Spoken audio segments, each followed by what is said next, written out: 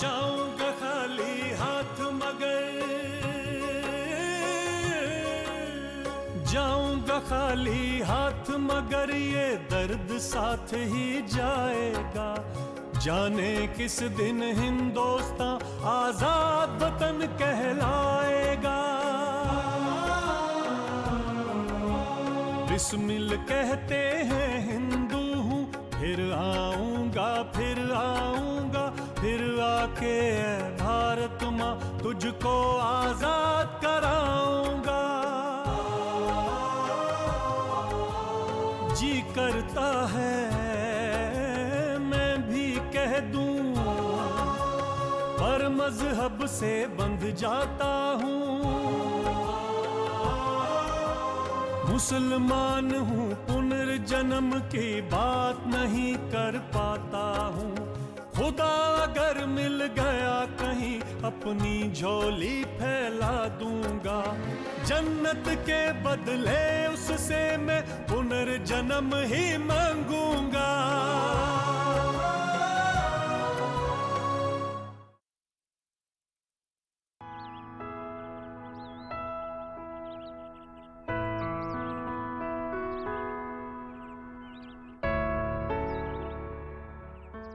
कहाँ रह गया ये शिव का बच्चा? इसकी ना यही आदत है, हमेशा मुझे बुला के ना वेट करवाता है।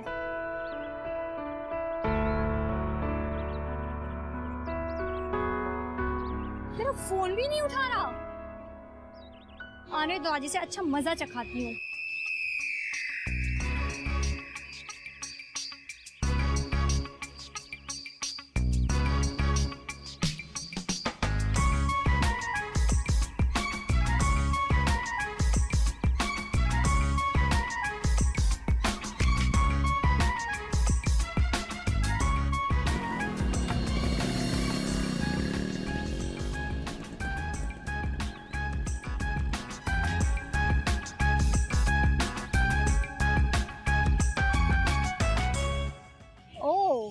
तो शिव प्रसाद पांडे जी आ गए।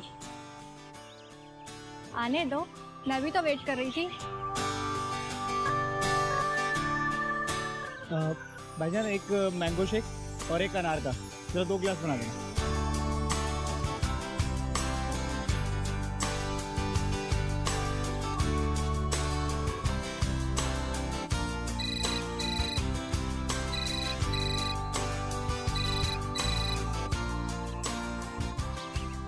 हेलो, अरे कहाँ हो स्वाति? मैं तो यहीं पर हूँ। यहीं पर कहाँ पर? जूस कॉर्नर के पास। जूस कॉर्नर पे? कहाँ पर, किस तरफ? आंखें खोल कर देखोगे ना तो दिखूंगी। अरे आंखें भी खुली है बाबा, लेकिन तुम कहाँ हो? पीछे मुड़कर भी देख लिया करो, कब से यहाँ खड़ी हूँ और तुम्हें अभी आते आते ना मैं देख चुकी हूँ। और मुझसे ना झूठ मत बोला करो, पकड़े जाते हो। फिर भी बाज नहीं आते ना। अच्छा चलो बताओ, ट्रीट कहाँ दे रहे हो? अरे ट्रीट दे तो दी, मतलब कि तुम्हारे लिए ऑर्डर दे दिया है अनार के जूस का। क्यों भैया? फिर ठीक है, लेकिन मैं इस ट्रीट की बात नहीं कर रही हूँ। अच्छा चलो ठीक है। अच्छा मैं क्या सोच रहा था, आज हमारी क्लासेस तो हो चुकी हैं, क्यों ना अशरफ का हालचाल पूछ लिया जाए। अरे वो कल से बीमार है। अच्छा वही अशरफ तुम्हारा नया दोस्त? हाँ। क्या हुआ उसे? कहीं वायरल तो नहीं है? भाई देखो ऐसा है ना तो मैं तो नहीं जाऊंगी, मुझे ना वायरल जरा जल्दी पकड़ लेता है। अच्छा जी। 1 मिनट, फोन रख दूं मैं? हाँ। Thank you.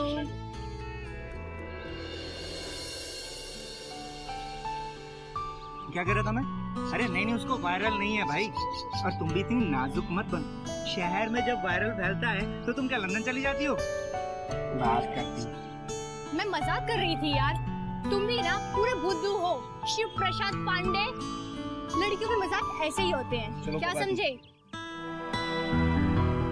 जल्दी जल्दी खा लो, बहुत लेट हो जाएंगे नहीं तो अशरफ के पास जाने को। मैं तो तुमसे जल्दी कर रही हूँ।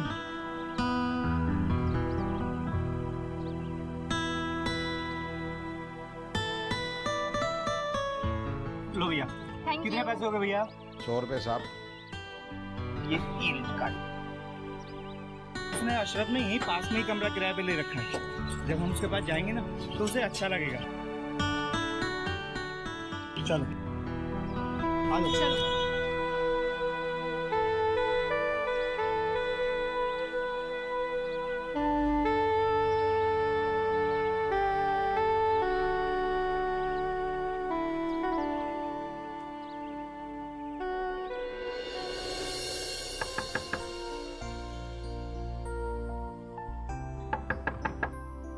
लगता है तुम्हारा दोस्त कमरे में नहीं है।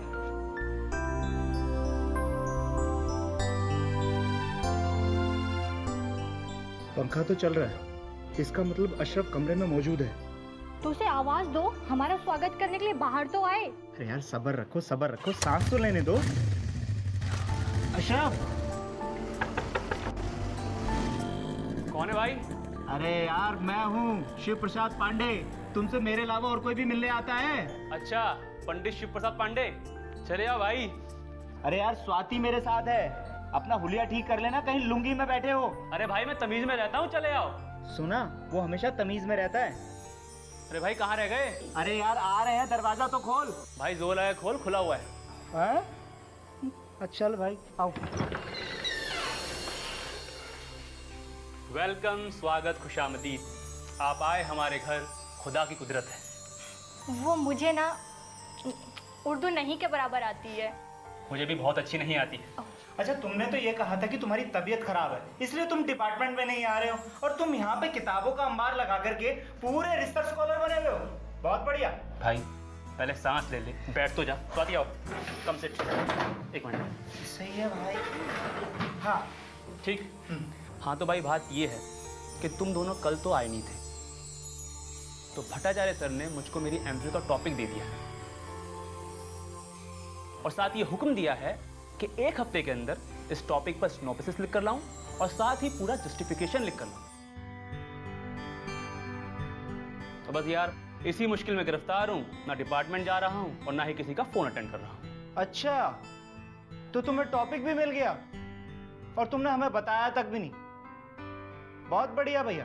वैसे टॉपिक क्या मिला? अशफाक उल्ला खां। अशफाक उल्ला खां? जी हाँ, Ashfaq Ullah Khan, the great freedom fighter of India independence movement.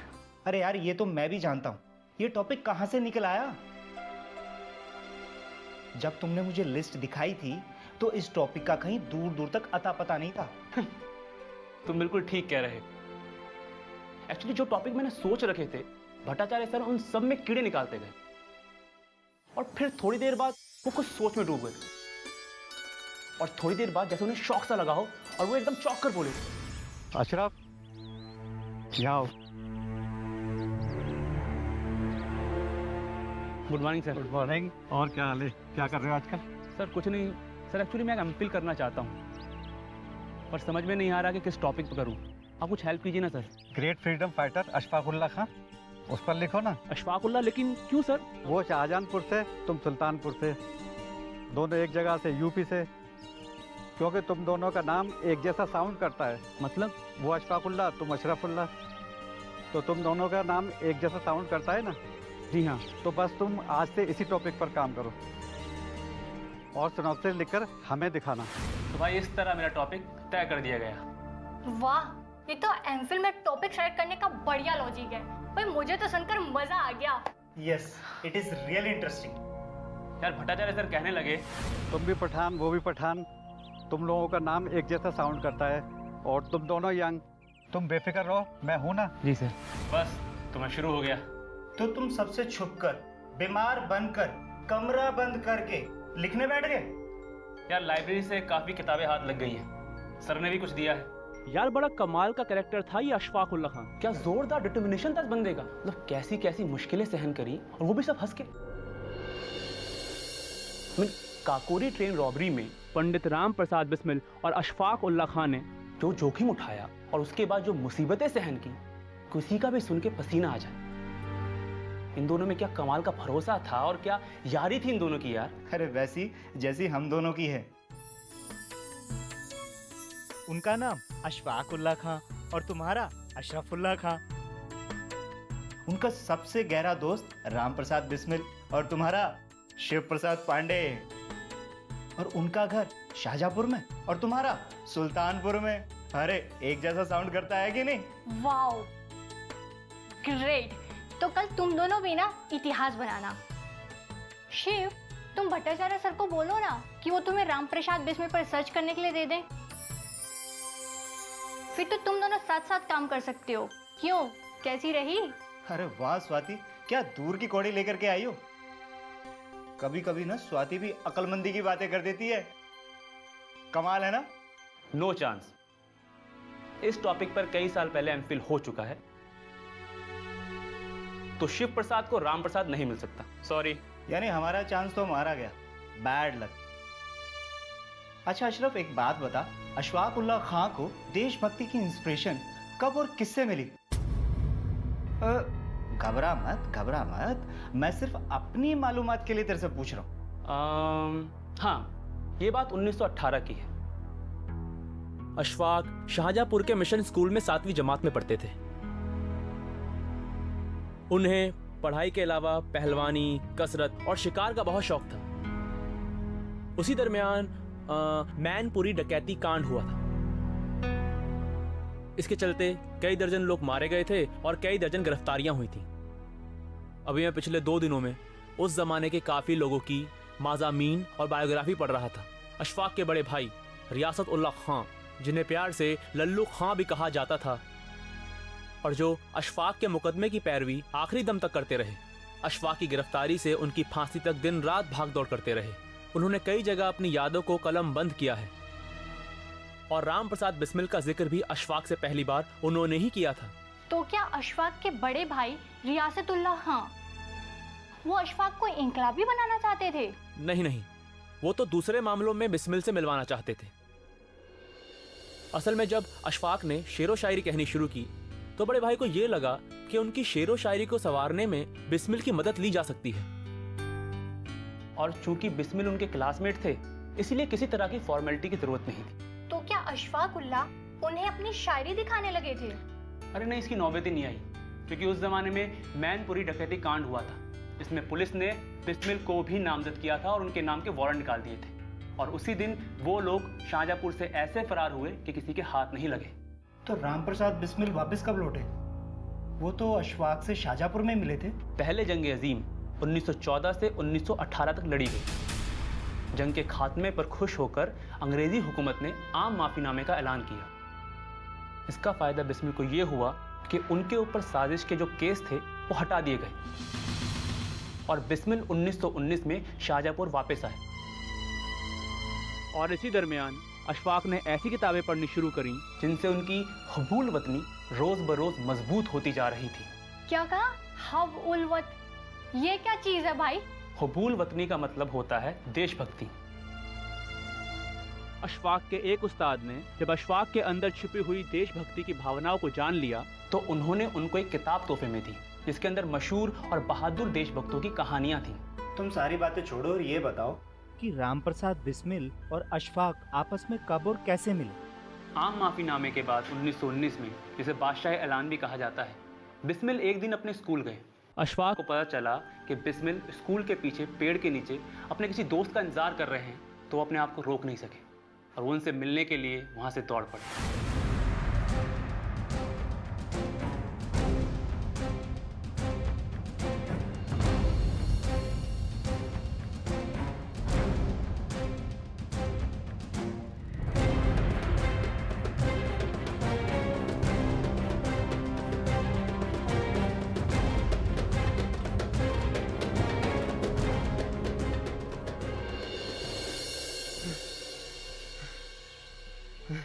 आदाब। आदाब, लेकिन तुम्हारी सांसें क्यों फूल रही हैं? क्यों? वो दौड़ते हुए आ रहे थे ना। दौड़ते हुए आ रहे थे? क्यों? आपसे मिलना था ना। हमसे मिलना था? क्या काम है हमसे? मेरे भैया और आप एक साथ पढ़ते थे ना, तो उन्होंने हमसे कहा था आपसे ज़रूर मिलने। हमारा नाम अशफाक उल्लाह खां व शफीक उल्लाह खां है। हम यही मिशन स्कूल में 8वीं जमात में पढ़ते हैं। वो सब तो ठीक है, पर तुम्हें हमसे काम क्या है? जी वो पहले तो हम आपको अपनी शायरी सुनाना चाहते थे। भैया ने कहा था हमें। देखो, अभी हमारे पास बिल्कुल फुर्सत नहीं है, फिर कभी आना। और दूसरी बात ये है कि हम आपसे ये जानना चाहते हैं कि आपके पीछे पुलिस क्यों पड़ी है? आप तो शेरो शायरी करते हैं, पुलिस आपके पीछे बेमतलब। क्या नाम बताया? राम प्रसाद बिस्मिल। वो तो हमारा नाम है, तुम्हारा नाम क्या है? जी अशफाक उल्लाह खां व शफीक उल्लाह खां। तुमको हमसे क्या गर्ज हो सकती है और तुम हमारे बारे में ये सब बातें क्यों जानना चाहते हो? जी दरअसल बात ये है कि जिस तरीके से आपको अपने वतन से प्यार है उसी तरीके से हमें भी है। हमारे शेर व शायरी में भी वतन से मोहब्बत का पैगाम है। जी जरा मुलाहाजा फरमाइए। ख्याल आता है जिस दम दिल में, चुपता है सीना होकर, क्यों रहे कब्जाए आग्यार में हिंदुस्तान होकर। अगला मिसरा देखिए। सत्ता ले ए फलक मुझको, जहां तक तेरा जी चाहे। देखो भाई, वक्त देखो, मौका देखो। अरे जाओ मियाँ जाओ, अपने स्कूल जाओ। हो सकता है तुम्हारे मास्टर साहब तुम्हें तलाश कर रहे हो। कहीं ऐसा ना हो कि मुर्गा बना दिए जाओ।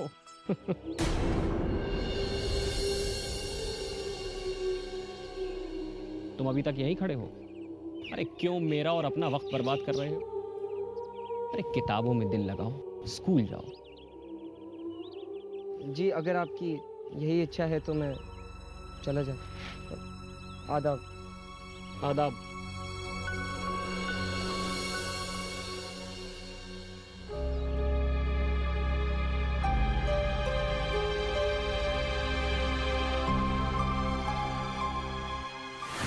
ओह, तो ये थी अशफाक उल्लाह खां और बिस्मिल की पहली मुलाकात।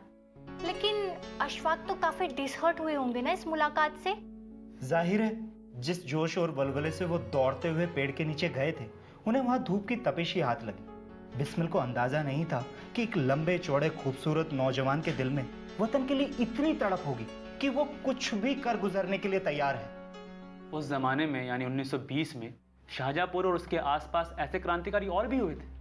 1920 में जब महात्मा गांधी ने नॉन कॉपरेशन मूवमेंट शुरू किया तो वो पूरे मुल्क में बहुत बड़ी कामयाबी ले चुका था।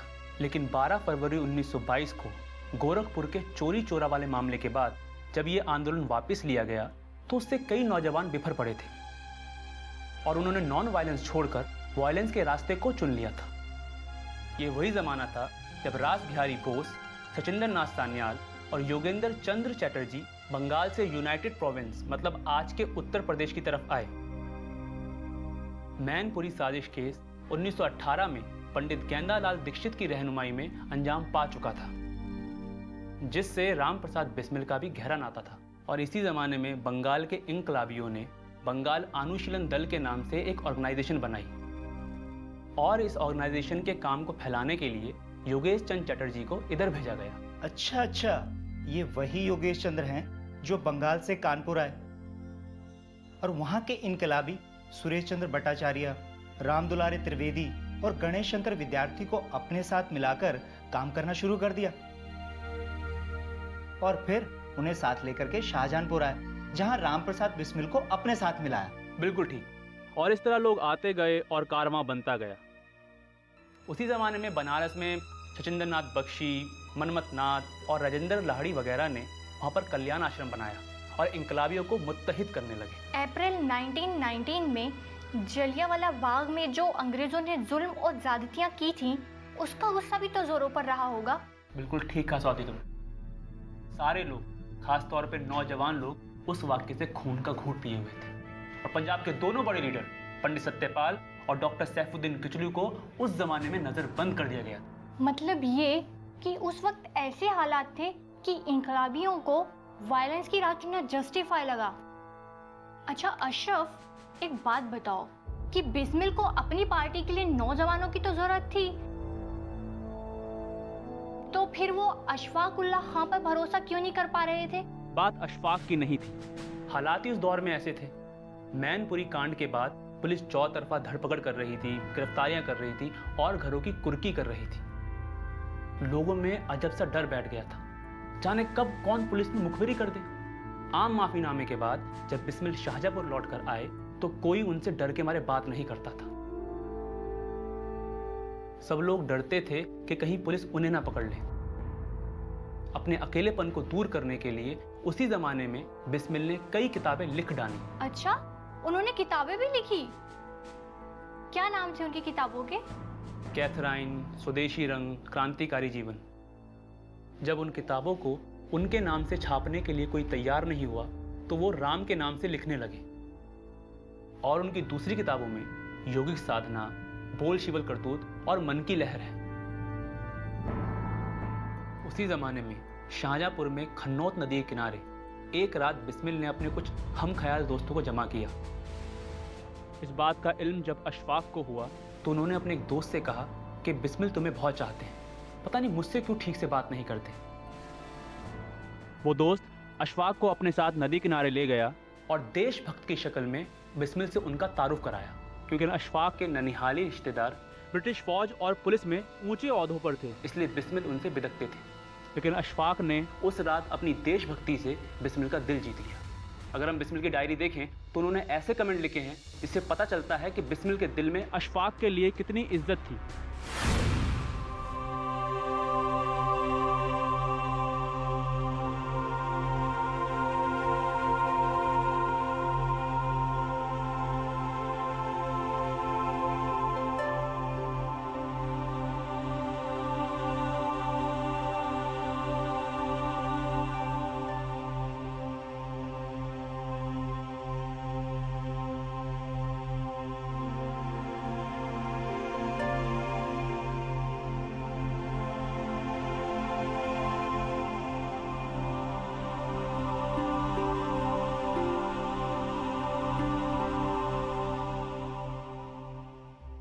और राम कैसे हो? अरे अशफाक आओ, बैठो।